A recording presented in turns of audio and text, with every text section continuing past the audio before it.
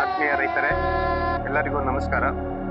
ನಮ್ಮ ಬೆಂಗಳೂರು ಗ್ರಾಮಾಂತರ ಜಿಲ್ಲೆ ಹೂವು ಮತ್ತು ತರಕಾರಿ ಬೆಳೆಯೋದ್ರಲ್ಲಿ ಪ್ರಸಿದ್ಧವಾದಂಥ ಒಂದು ಜಿಲ್ಲೆ.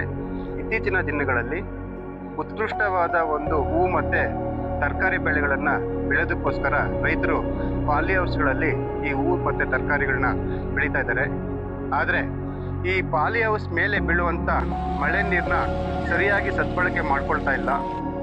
ನಮ್ಮ ಒಂದು ಬೆಂಗಳೂರು ಗ್ರಾಮಾಂತರ ಜಿಲ್ಲೆಯಲ್ಲಿ 800 mm ಪ್ರತಿ ವರ್ಷ ಮಳೆ ಅಂತ ಅಂದ್ಕೊಂಡ್ರೂ ಸಹ ನಮಗೆ ಅರ್ಧ ಎಕರೆ ಪಾಲಿ ಹೌಸ್ನಲ್ಲಿ 16 ಲಕ್ಷ ಲೀಟರ್ನಷ್ಟು ನೀರನ್ನು ನಾವು ಶೇಖರಣೆ ಮಾಡ್ಬೋದು. ಅದರಲ್ಲಿ 60% ಶೇಖರಣೆ ಮಾಡಿದ್ರೂ ಸಹ ನಾವು 10 ಲಕ್ಷ ಲೀಟರ್ ನೀರನ್ನು ಶೇಖರಣೆ ಮಾಡ್ಬೋದು. ಈ ಶೇಖರಣೆ ಮಾಡಿದಂಥ ನೀರಲ್ಲಿ ನಾವು ಇತ್ತೀಚಿನ ದಿನಗಳಲ್ಲಿ ಬಿಡುಗಡೆಗೊಂಡಿರುವಂಥ ಗಿಫ್ಟ್ ತೆಲಾಪಿಯಾ ಮೀನನ್ನು ಸಾಕಿದ್ದಲ್ಲಿ ನೀರನ್ನು ನಮ್ಮ ಪಾಲಿ ಹೌಸ್ನಲ್ಲಿ ಬೆಳೆಗಳಿಗೆ ಉಪಯೋಗಿಸುವುದರ ಜೊತೆಗೆ ಮೀನು ಸಾಕಾಣಿಕೆ ಮಾಡುವುದರಿಂದ ಮತ್ತಷ್ಟು ಲಾಭವನ್ನು ನಾವು ಗಳಿಸಬಹುದು. ಈ ಗಿಫ್ಟ್ ತೆಲಾಪಿಯಾ ಈ ರೀತಿ ಇರುತ್ತೆ.